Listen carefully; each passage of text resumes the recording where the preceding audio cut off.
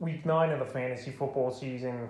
And here's a few running backs I looked at on the wire this week. The first guy, Boston Scott of the Philadelphia Eagles. So Boston Scott was a recommended ad last week, but everyone went out there and got Treadwell, which you thought Kenneth Treadwell would be the big pickup, but Boston Scott's still available in 81% of fantasy leagues, and he looked like the lead back in this ball game. 12 carries, 60 yards, and 2 rushing touchdowns in the Week 8 win at the Detroit Lions. And Miles Sanders, he just went on IR, so he's going to miss a minimum of 3 weeks now with the ankle injury. And right here, Week 9, they got a good matchup.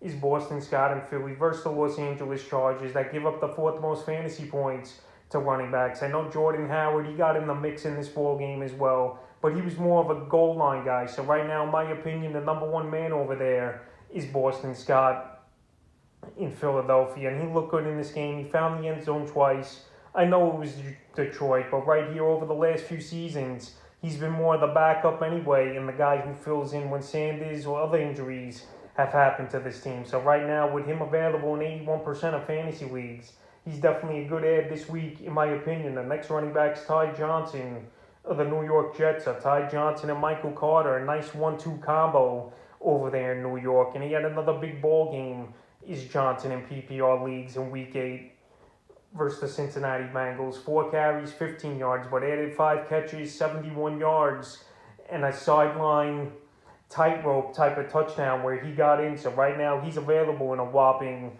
95% of fantasy leagues, but the last 3 ball games in PPR leagues for Ty Johnson, he's had double-digit fantasy games. Week 5 in London versus Atlanta, 11.40 fantasy points. Week 7 in New England, 5 carries, 6 yards, but added 6 catches for 65 yards. And then, like I mentioned, versus Cincinnati, 19.60 fantasy points. So right here, he's got a decent matchup in Indianapolis in Week 9 here is Ty Johnson. I know Derrick Henry they just shut down, but the Jets, in my opinion, they'll be trailing in this ball game on the road, and he's going to get a lot of garbage time and a lot of dump-offs in that ball game. So right now, if you're in desperation of a running back, I don't think he's one of the worst ads to go here is Ty Johnson. He's more of a PPR league type ad on the wire this week. The next running back's Latavius Murray of the Baltimore Ravens. So Murray, he was kind of the lead back over there in Baltimore, even though they've been running with 3 or 4 guys this season. Freeman, Bell, Murray, and Tyson Williams. Well, right here, Murray, he got hurt in Week 6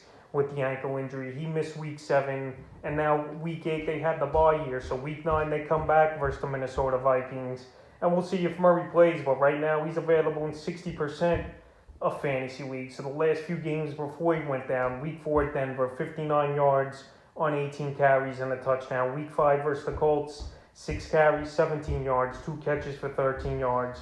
Week 6 versus the Chargers, he had a decent game. 9 carries, 44 yards, a touchdown, and 2 catches for 12 yards. So right here, maybe Murray will come back, but in my opinion, he's still worth an ad. Available in 60% of leagues, and he's a guy they could use, no doubt about it, is this Baltimore Raven team, and I think he's a little more productive than Devonta Freeman. The next running back I looked at this week's Carlos Hyde of the Jacksonville Jaguars. So Carlos Hyde, he filled in for an injured James Robinson in this ball game, and we don't know if Robinson's going to be out now in Week 9 versus a tough Buffalo Bill team. But Carlos Hyde, he came in relief, and he looked pretty decent in the Week 8 ball game. 9 carries, 32 yards, and he even added 6 catches for 40 yards in that ball game. So Jacksonville, we know they're one of the worst teams in the league at 1-6 on the season, but hey, it's still going to be a starting running back if James Robinson is going to miss a few weeks or just next week in general here. Carlos Hyde's a veteran.